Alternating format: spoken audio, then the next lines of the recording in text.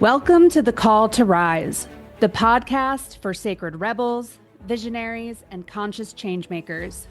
Here we sit down with the people birthing the new earth, weaving ancient wisdom with modern strategy to build movements that heal, transform, and uplift our world.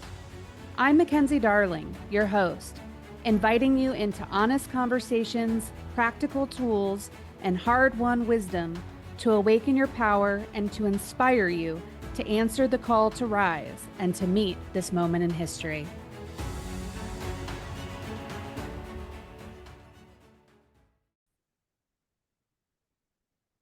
Welcome, everyone. I am so excited to welcome JJ Ruescas this week. JJ, welcome to the show. Thank you, Mackenzie, and a good pronunciation. Thank you so much for the. It seems that you really practice the R, so thank you so much. I'm so Yeah. excited to be here. Yay, absolutely. Well, we were introduced through a common friend, and the moment that I saw your bio, I just knew that my change makers and movement makers really needed to hear what you had to say. I'm going to read your bio really quickly so people can get the background on you and get excited for today's conversation. JJ Ruescas is a human optimization strategist with a background in tech and science, dedicated to optimizing the physiology, psychology, and emotions of individuals. He primarily works with organizational leaders, helping them accelerate their personal development to avoid becoming bottlenecks for their teams. His human ops framework integrates nervous system optimization, mental, physical, and emotional fitness, trauma informed practices, leadership, anti fragility, and psychosomatic modalities.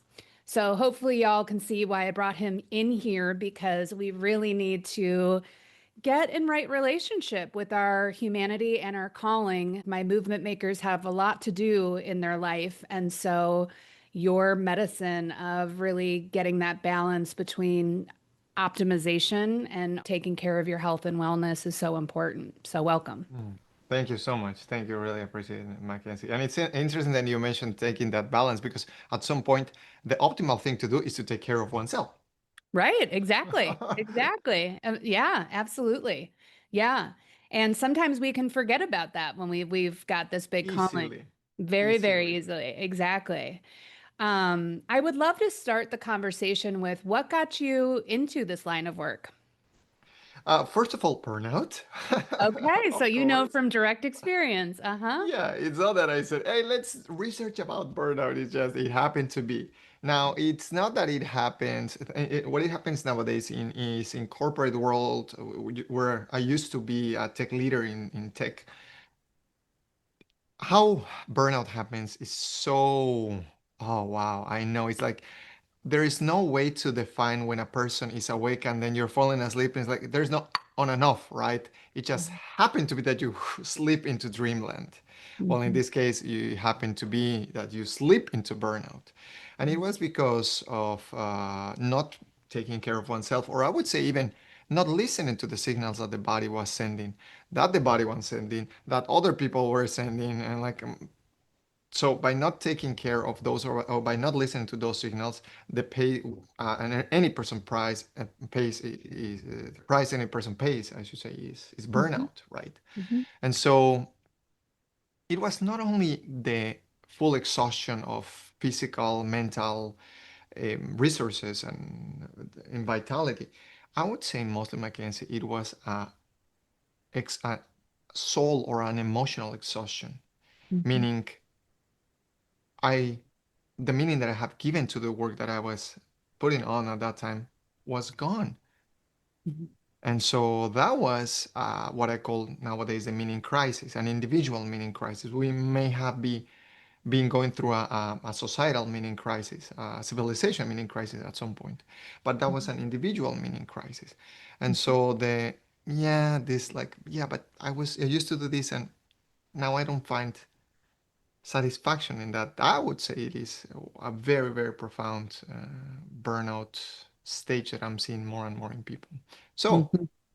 because of that, because of pain, I decided to become curious. Instead of complacent, I decided to adventure and allow my mind and my curiosity to see what else was behind the veil of or the promise of satisfaction through a corporate, through roles, positions, etc. And I started discovering this thing of traveling. So I was born in Bolivia. Bolivians, they don't really travel that much. The economy is not good, and on top of that, they are extremely close to their culture, so they don't want to go far away. Okay. Mm-hmm. Mm-hmm.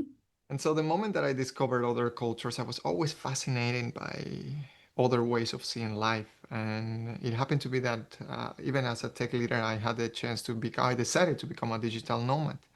And when I did that, that brought a different purpose to my life, the Mm-hmm. purpose of exploration. Mm-hmm. At the same time, I wanted to perform at the job that I had. So that was a little bit of a conflict because I remember in my first country visiting, my system was so flooded with dopamine, with serotonin, all the inputs from visual, the tactile, the food, right? And then I had the laptop in front of me and I had to work on something. No, that Mm-hmm. was not gonna work. Mm-hmm. Right. Love that. How do you feel when you go to a new place? Oh, I mean, I just feel so deeply what you're talking about because I'm a huge world traveler. And so everything, yeah, that dopamine fix is real. You just feel so alive. It is indeed, right? Mhm. And so, in my case, because I decided to take on that life, I did not know that that was going to bring the opportunity to start learning about myself as a human, meaning, Mhm. regardless of where I was going to be in the planet, regardless of what culture I was visiting, I started realizing that I needed to discover what makes me perform at my best. I'm not talking about high performance push hustle. I'm talking about optimal performance, Mhm. meaning what is the lowest bar that I need to reach in terms of, let's say, sleep patterns, sleep structure, sleep architecture, so that, oh, my body feels good enough. If I Mhm. go a little bit, even better. What Mhm. type of food I need to consume? What is the type of movement that I need to perform anywhere? Because sometimes if a person doesn't have a gym, it's like, man, there's no gym. Like, I'm not going Mhm. to move my body. No, in this case, like regardless of what I am, right? So that was a few of the examples answering your question around how I started developing my own framework around human optimization that is individualized, is personalized. All Mhm. of us require movement, sleep, respiration, co-regulation, but in different ways, in different quantities, and at different times. How do you come up with individual frameworks for each individual person? Because the soil that one person gets planted in is going to be very different than another that makes their bodies tick and them being able to be optimized. So, what's the framework that you onboard people around that? You mentioned there are different frameworks. Actually, there is one framework. I call it the Mhm. human ops, human optimal performance systems. Now, Mhm. within that framework, because Yeah. it's not a methodology that it is set in stone, hard coded in stone, it allows us to configure different things. What do I mean? Optimal for you at where you're in life, at the level of stressors that you're having, the level of access to what makes your body and your mind feel recharged and recovered again. Maybe it continuously be changing, but if you know what are the configurations that you have there, the levers, you can start applying those levers. For Mhm. example, let me give you an example. I'm about to go into a almost 3.5 week trip. It's going to be very intense for me. I'm going to lead sessions for 130 people. That's 150 people is going to be the biggest breathwork session I'm going to lead in South America while I am going into TV stations, podcasts, over and over and over, right? So at that time, I'm thinking like, okay, what is the type of how do I need to take care of myself if I would be an athlete, let's say, Mhm. right? In my case, it's not that I'm an athlete, but I need to perform, and people come to my sessions and they don't really think how is JJ. They want to have an experience that resets Mhm. their nervous system. So in my Mhm. case, like, oh, I know, I need to at least have 6.5 hours of sleep per day plus a power nap in the afternoon. With that, fully recharged. Actually, before this call, I was having a power nap because I wanted to be zen and on point. But that's Mhm. because I learned about that, right? So I'm Mhm. giving you the sleep lever. In terms of Mhm. nutrition, same. in terms of co-regulation of emotions or correlation with other people, in terms of me time, how much me time I need or I do not need me time, right? Mhm. Mhm. The way that we find what is the right configuration is through experimentation, continuous iteration. Mhm. Now, the way that I train leaders to do this is in small pockets of experimentation. And it's not that difficult for someone to say, oh, I remember that when I was doing this and this and that, I felt amazing. So that's when we really pick first and say, let's try that one here. Mhm. Let me give you an example. If someone says, I remember that if I used to go to dance, usually that happened with a couple of my women clients, they will say, female clients, they will say, I love to go to dance, but now that I have a baby, it's same thing of the gym. It's the same Mhm. thing of the gym. And I Mhm. will say, how can we bring dance where you're at and even use that one for your baby, Mhm. with your baby, and then correlate them. And Mhm. you have to see their faces like, I never thought about Right, right. A that. light bulb goes off. Yeah, Mhm. exactly. Mhm. So it's Mhm. not that we do not have the resources. It's not Mhm. that I come and I say, now this is how you have to perform. Mhm. Actually, we're midwifing Mhm. what is optimal for every person. Now, Mhm. especially in the case of women, right? Women, depending on how their cycle is going to fluctuate more than for men. For men is, in my case, my work for men is it's easier for me because once we set what works for them, it's rarely going to change or have slight changes. It's going to change over time, over a long period of time. But for women, it's different. Mhm.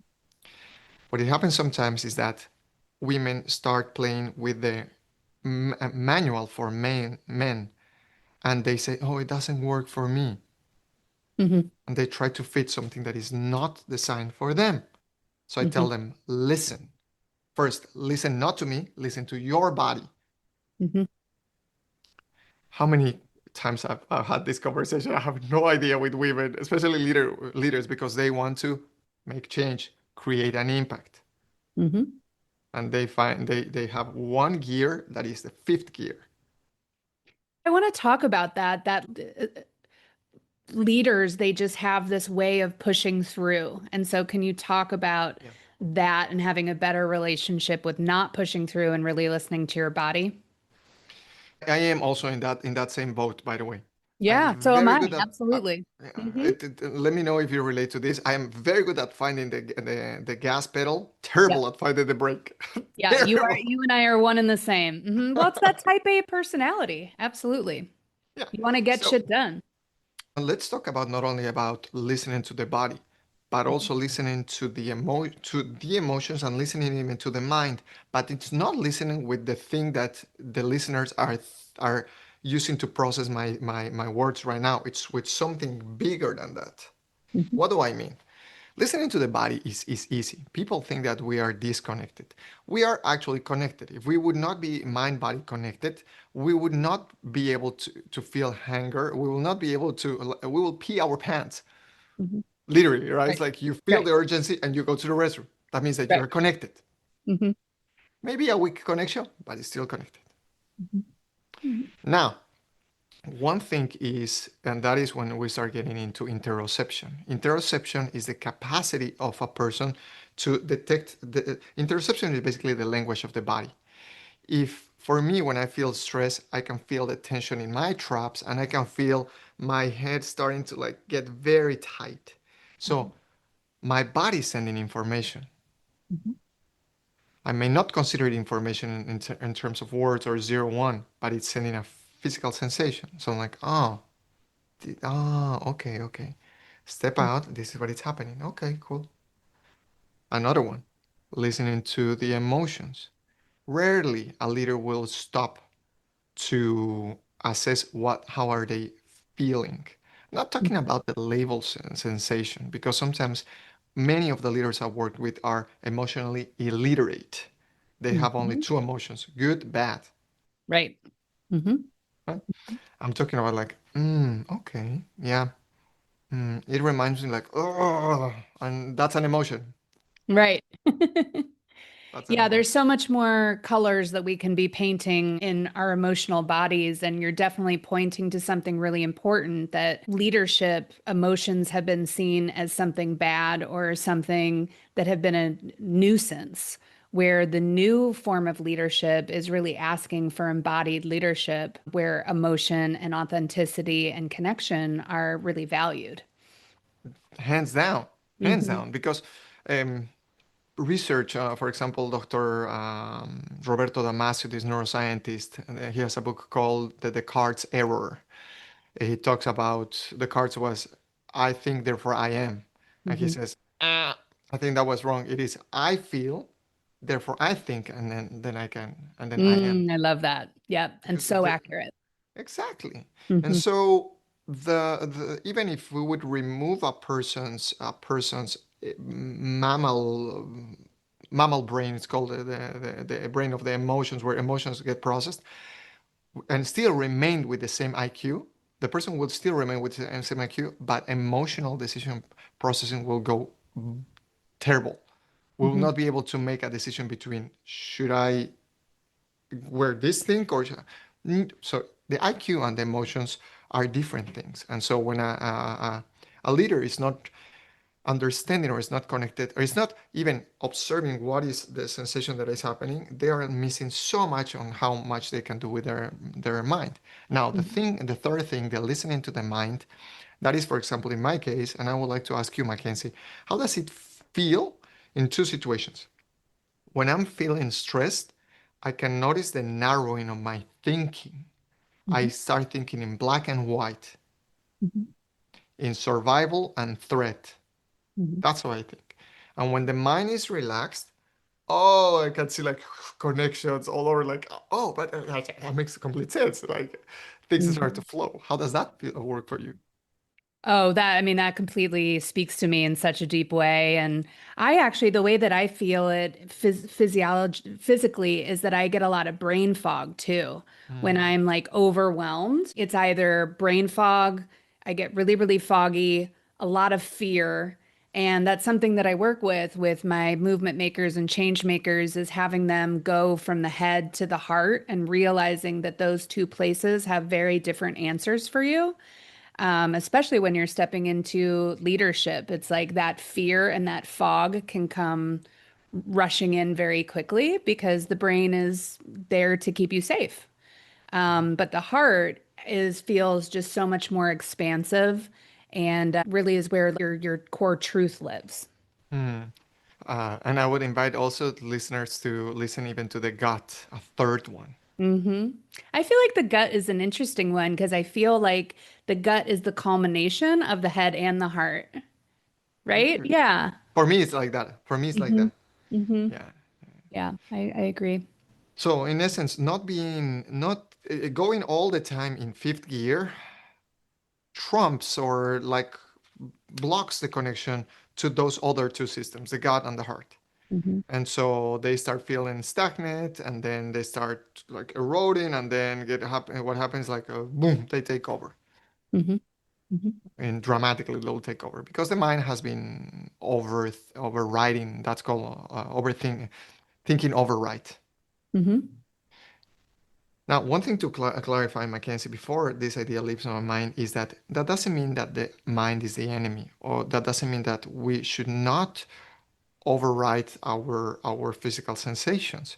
An athlete, for example, an Olympian feels the pain and has to have a mental strength to say, we're gonna still go through that. But wait a second, it's not just mental overriding, thinking override. It is also my gut says that I can go, and at some moment the gut may say no, no, and then okay, back off. So that's the combination of those three. So as leaders, we are constantly having this thinking over rhyme way, but we have to also balance it with the other ones so that we can recover fully and know when to play bigger and bolder again, and then come back and over and over again. So it becomes this going from fifth to first and to third and to fourth and to reverse. So we have flexibility. What's a good practice that you can put into place for people that are become more cognizant of that? Mm. Before we go any further, I want to speak directly to the revolutionaries that are listening. The ones who know that their lives carry a deeper purpose of service in this moment. If you can feel that you weren't meant to simply succeed inside the old systems, but to help reshape what comes next, this invitation is for you. I've created the Movement Maker Archetype Quiz, a powerful tool that reveals one of 7 leadership archetypes emerging right now to guide us through this threshold moment in history. This isn't about personality. It's about discovering your unique leadership medicine, the role you're here to play in our collective transformation. You can take the quiz at quiz.globalmovementmaker.com. That's quiz.globalmovementmaker.com. If something in you knows this moment matters, start there. The first thing it is, I call it recovery calendaring. Mm-hmm. So recovery calendaring or scheduling is once a person feels, let's say that a person is feeling recovered enough, like mentally recovered enough. That's the moment when we need to say the future JJ is going to be in survival mode, is going to be not at their best. So right now, let's schedule recovery time Mm-hmm. right now so that it is ritualized inside of our agendas. As leaders, I let me know what's a leader that does not, show me a leader that does not have an agenda. Mm-hmm. Mm-hmm. Isn't that true? They're so entrapped in their movements and their calling that they a lot of times don't even understand what recovery time looks like, or may not have hobbies, or may not just even know how to be. So what would be some suggestions for you there? Like what does recovery time actually look like? Yeah. So for that, I developed, and I can send you, it's on my website. I developed something called the recovery ingredient. And those ingredients are in a matrix. It's a matrix of ingredients. 3 categories. We have the physiology, the psychology, and the emotions. And we have mild, medium, and hot ingredients. Mm-hmm. Okay. And the reason, coming back to the beginning of the conversation, is it's not that I have a method, a technique that is set in stone. Instead, we need to assess what is the level of every nervous system, and according to that, apply those different ingredients, right? Mm-hmm. Depending on how much a person requires. Let me give you an example. It was last year I was working with a leader, polymath. The guy is unbelievable. He went from architecture design to construction. He has 2 companies. He won awards in London, in Milan for his designs. He fascinating man, fascinating. Mm-hmm. And he was going twice a week or 3 times a week to the gym, and he thought that that was his recovery time. Okay. Then we realized that I asked him, when do you feel most tired during the week? And he said, oh, Thursday I feel very tired, and Friday I'm so grumpy. But my team already knows that Friday it's going to be a bad day. Mm-hmm. So I said, what if we will do this experiment? And this one comes from the physiology mild or physiology mild to hot. I said, I need you to go after your work time on Wednesday to a spa to receive a massage. Can you? And he says, it's an interesting idea. Let's do an experiment. Mm-hmm. Mm-hmm. Because I knew that he is someone whose nervous system craves tactile sensations, whether Mm-hmm. it's the cozy blanket, the massage, the connection with another person. So he specifically required that one. It's not that I said it for the sake of saying it, right? Mm-hmm. And I said in this case mild to hot because that usually takes 2 hours, an hour at least to 2 hours. And that's obviously a little more pricey or expensive for some people. Right, makes sense. But once a week, and guess what happened? Within Mm-hmm. 2 weeks, the guy obviously realized that Friday was not the grumpy day anymore. Wow, that's amazing. Right. That's amazing. So to give an example, now Mm-hmm. what's another thing? That's in the medium, in the mild, in the medium to hot. Mm-hmm. Now, a mild one would be I have another client, I have right now the client, this guy. He is recovering from a 3-year burnout. Mm-hmm. 3 year. burnout. Mhm. And he's another genius in what he does. So he has now regulated his nervous system, but sometimes his nervous system gets into collapse state. So it's like completely stuck. So what we do is during the day, we do a mild version of what is shaking. So he jump shakes for like 1 minute or so. So and even when I'm going to our sessions, he leads me. I said, okay, Mhm. can you lead me, please? And so he Mhm. leads, and obviously we apply different techniques from shaking, from the simplest act of shaking or jumping or stretching the body to other more a little more bioenergetic methodologies that we do. Takes 1 minute. Hmm. Cost equals zero. Mhm. And he's doing that a couple times during the day. Exactly. Hmm. Hmm. How often should we really be moving our bodies? I am so guilty of this where I can be sitting at my desk for literally, like, I'm ashamed to say it, but like 5 hours straight, not even noticing that I'm not moving. My answer is how long does it take for your body to feel stagnant? Well, Some it does. people, It feels crappy, but exactly. I just push through it. You I know, override. what do we do with other people, with other leaders? Because many of them have laptops, of course. I tell them, you keep working, but I need you to go into Sphinx pose on yoga Sphinx pose, or laying Mhm. down on the ground and do those. And obviously the what's it called, the standing desk, etc. Right? Mhm. So the Mhm. standing desk is the easiest one, but the other one's even easier. You don't even need Right. to get a standing desk. You Mhm. can get your laptop and then put it in different ways or in different locations. Sometimes you're going to be standing, other ones you're going to be sitting, other ones have people squatting, obviously squatting for like 5 minutes or so. But the point is to allow the body to change positions. Mhm. Mhm. Right? That's equally a mild, a mild ingredient in physiology. Mhm. Mhm. Right? You really talk about like optimizing 1% a day. So this sounds like that's a little part of it. Like what little micro things can you change within your schedule that can actually make a really big difference? Are there other like 1% a day little hacks that people can do that have, great impact? Yeah, now we go into more of the cognitive slash emotional part. The Mhm. movement part, let's at this moment put it aside because we have talked a little about that. But what it happens is that when a person loses their purpose or their purpose gets blurred, right? It Mhm. is not that they are stagnant in life. Sometimes we just need to tickle the curiosity. And even going back to older topics of their curiosity is an activator for them to start like scratching again the itch, because we as humans, my theory is that we're designed to explore. We're explorers, and if someone is not exploring, it's stagnant. The moment we start exploring with something even simple, ideas start to like connect, and we don't know where it's going to take us. But that's a good Right. starting point. Stephen Kotler, for example, from Flow Research Collective, he says curiosity leads to passion, passion leads to purpose. Mm. That's his triad there. Mhm.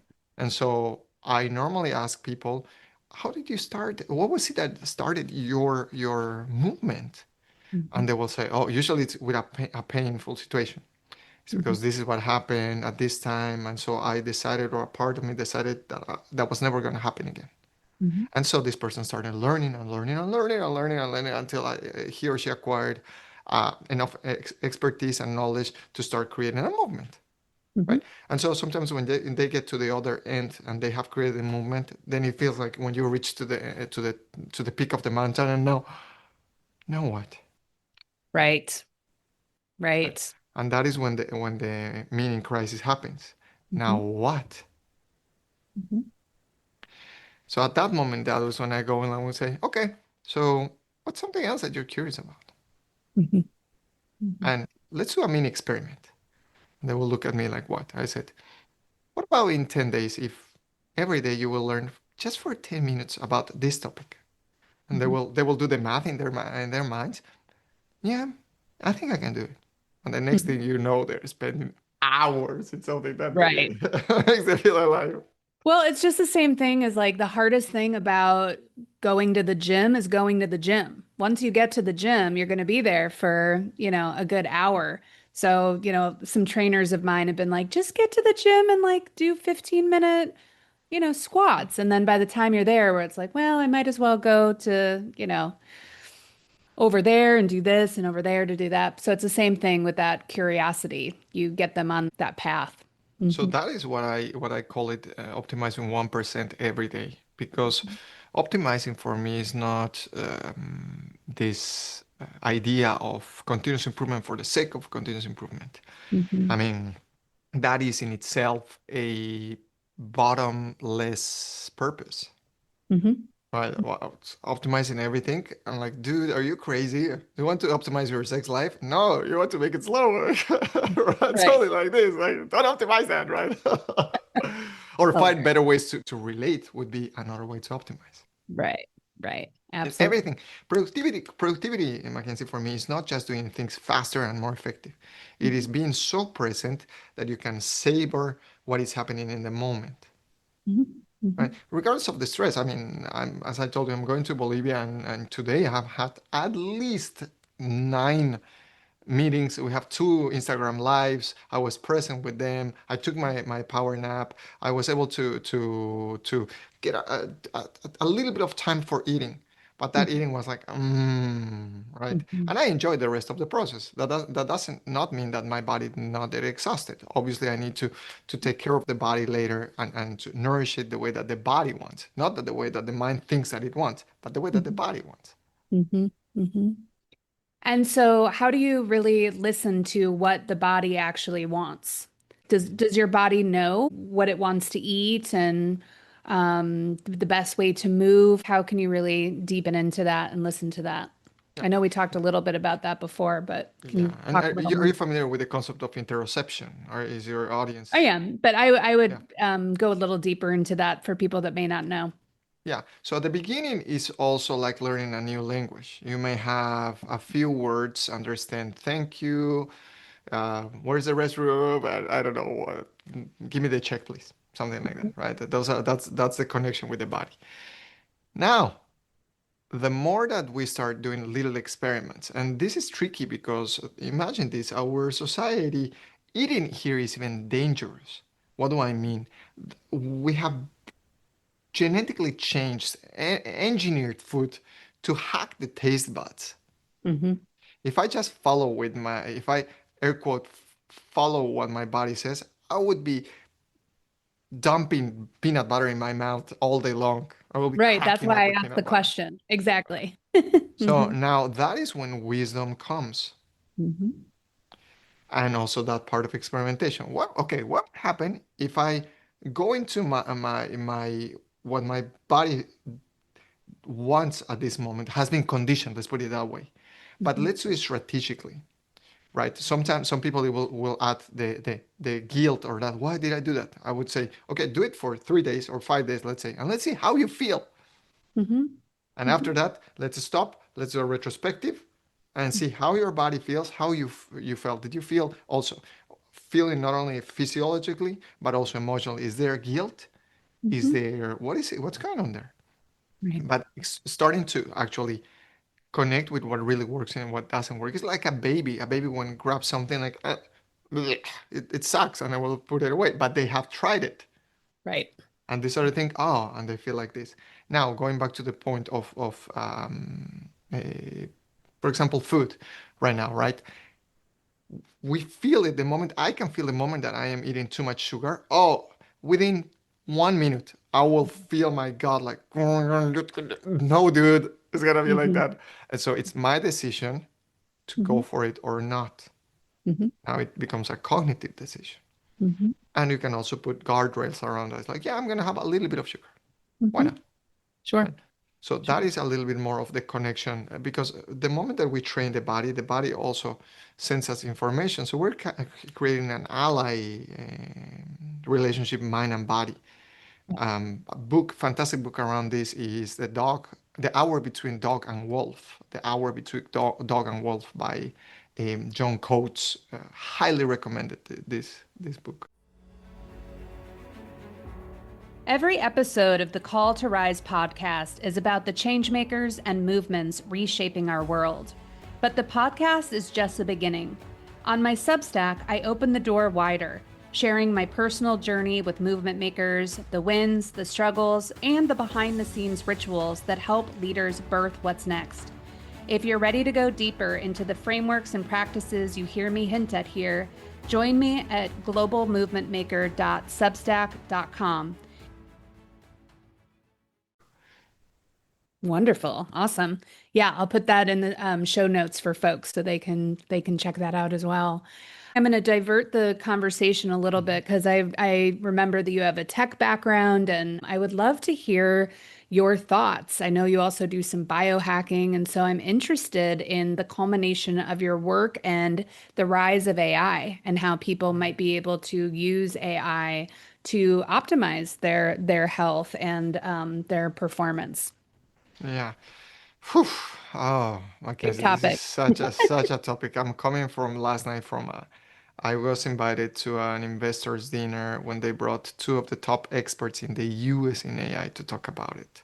Wow, So we amazing. Well, I'm were glad that like, I asked this question then, so you have some wisdom for us.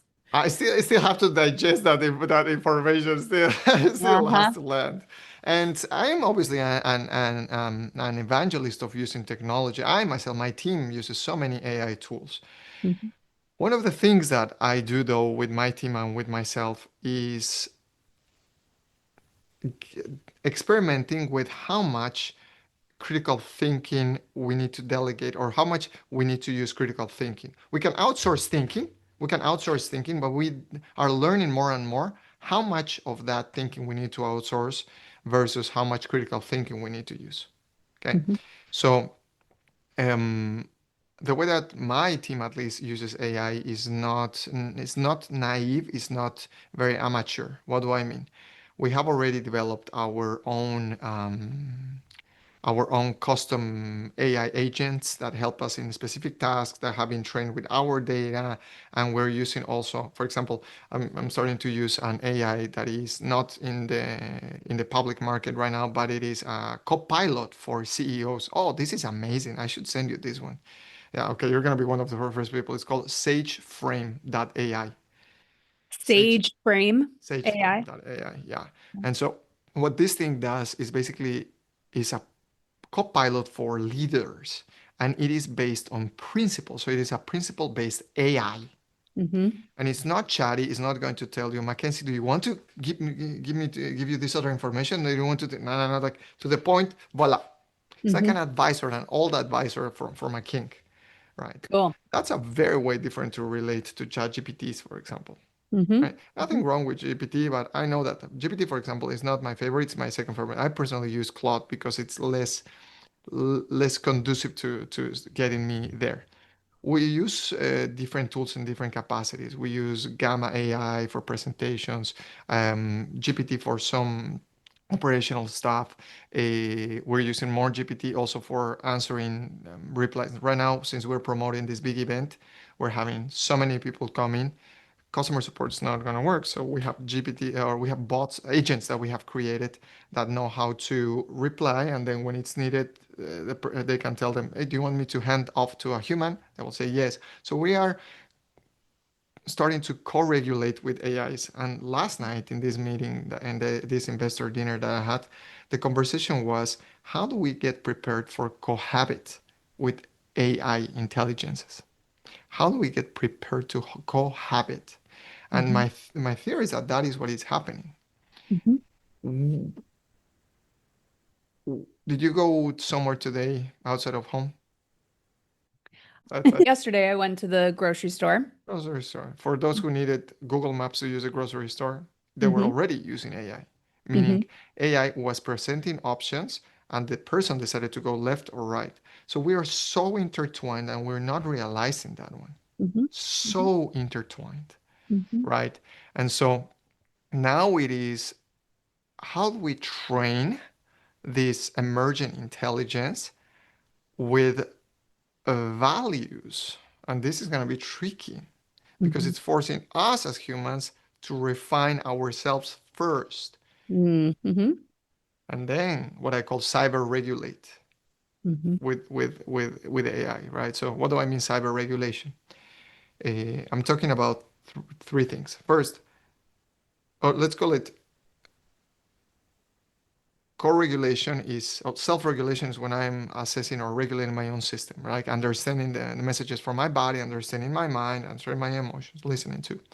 Co-regulation is what you and I are doing. We're in sync, to humans in this case, through a digital medium. We're understanding each other. We have similar body language, so that means that we're in rapport, etc. But at the same time, we're starting to create cyber regulation when an organic nervous system connects with a synthetic nervous system. Hmm. Hmm. Now, there are ways that obviously I use a lot of critical thinking, and the leaders I train with, I I get them to get connected with their body, because if the AI, regardless of what is the name, says something outrageous, and then we're like immediately like, oh, but ChatGPT said that. I'm like, dude, breathe. Yeah, yeah, yeah. Hmm. Now, use your critical thinking and then talk to other AIs to see if they say that, oh, that was a hallucination. Oh, and they will say, oops, I'm sorry. Right. Right. So it's not believing everything first value, but Hmm. instead having this cyber regulation, like, oh, you're presenting this, I'm having this idea. My heuristic or my personal rule of thumb is I make the last call in the decisions. I may be presented with options, but it's as a human myself the last call that, in order to make a decision. Hmm. I think it's really, really interesting how you talk about cyber regulation. Like, that's the first time that I've heard that term, and it's really true.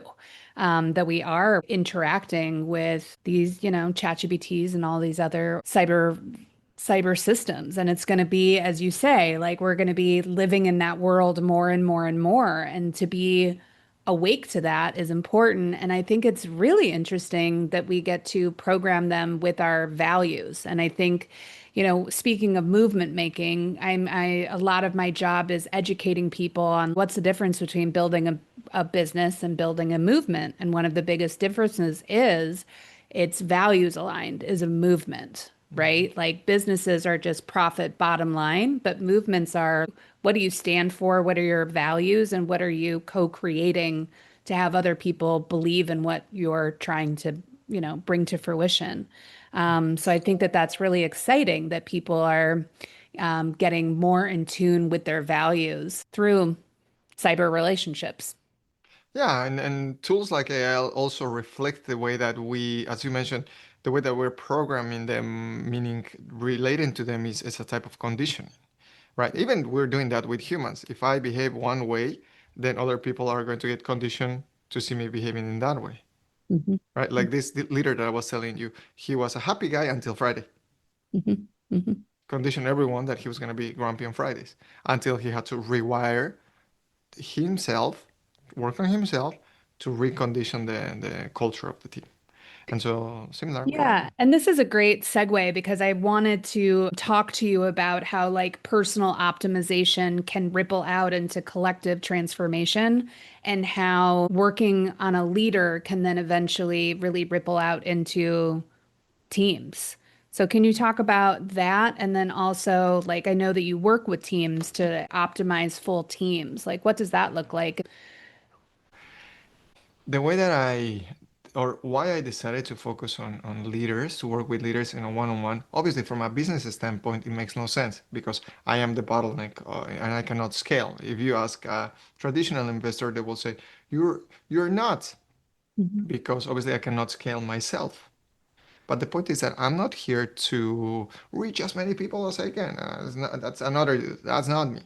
My goal is to optimize one person at a time. Hopefully, the person that has leverage with lots of other people. Yeah. Movement And makers. so, movement makers, literally. And the Yeah. reason is because if I do my work properly, Mackenzie, then my impact is going to be not only with one person, it's going to be over time and with a depth of impact that may start with their teams with themselves in the first place. Second round with their teams, families, clients, and society, etc. Mhm. Right? And I don't know what is going to be the impact. I can only focus on doing my best work, training a person to become optimal continuously. Mhm. And by the way, one of the things that I do when I'm training someone, I tell them, we're going to work for this period of time. And after that, we need to take a break. And someone will say, like, what? I said, yes, because None of us need to be dependent on the other one. If I did my work properly, then you have accelerated, upgraded here, and then you can move on. Obviously, I keep optimizing myself, and eventually we may connect again after training together. Mhm. But going back to the to your point, we humans are hierarchical beings, animals, right? And so Mhm. we look up to role models. And so if that role model, that doesn't mean that it's perfect, but it the more that we can understand leaders that we're not perfect, that we're gonna be fallible, that we're also being able to be responsible for our mistakes, and then have a collective wisdom helping us to keep optimizing, that inspires other ones to do the same, Mhm. Mhm. right? This morning I had we need to optimize literally my marketing. And so the Mhm. marketing of my team has been but we realized that we hit a roadblock. At the beginning, it's like, yeah, we're doing amazing marketing. And then we realized that, hey, you're not as smart as I thought. So this morning we had a consultant helping with us. And the guy was to the point, you're doing wrong with this in a very polite way.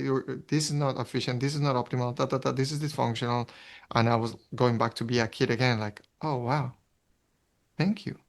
Mhm. Because the more that I optimize even that, I know that can help other leaders to optimize in, I don't know in what capacity, but I will be able to. I love that you're pointing to this. We're always continuously evolving. And for leadership, I think it's important. One of my core values of Movement Maker is grace.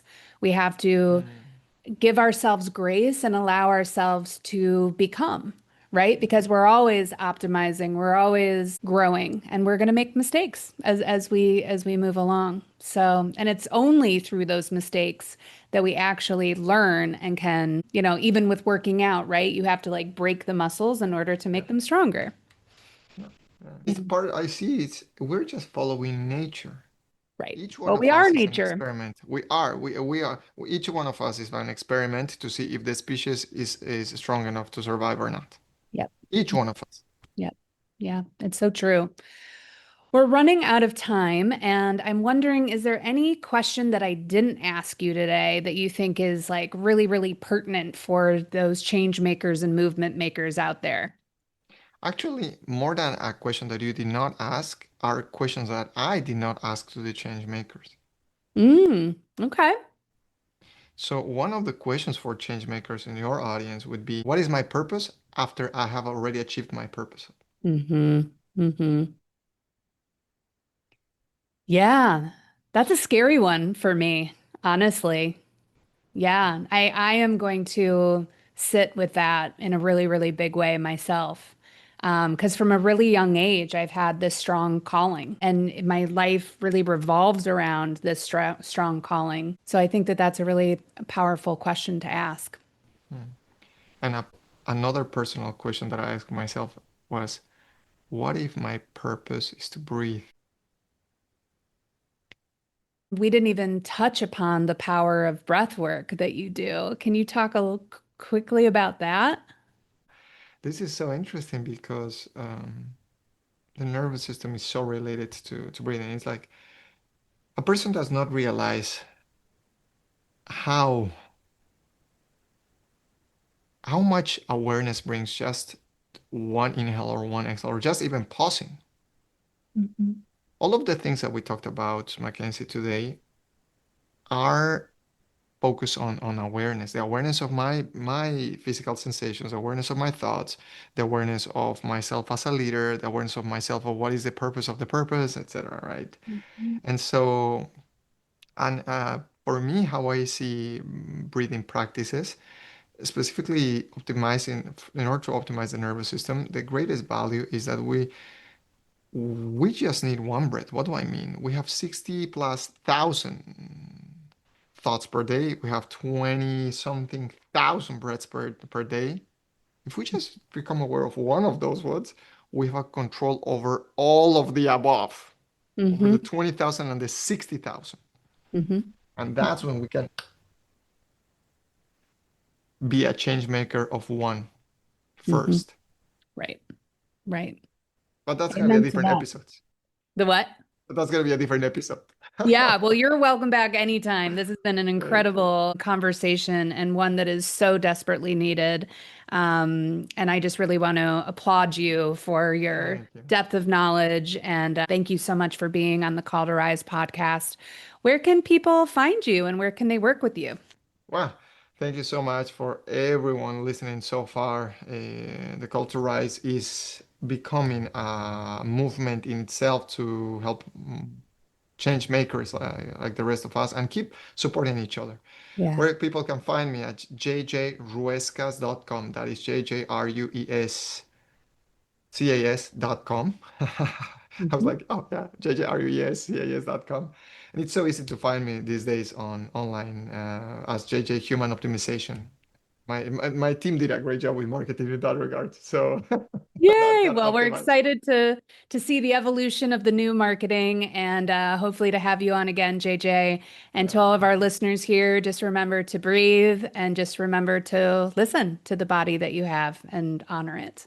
Till Thank next you so time. much. Thanks, Thanks. everyone. See you. Ciao, ciao.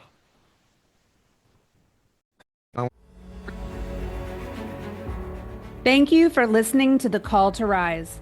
If today's conversation stirred something in you, subscribe and share it with a fellow movement maker. And join our community at globalmovementmaker.com. Till next time, keep leading with courage, keep weaving ancient wisdom with modern strategy, and always remember to answer the call.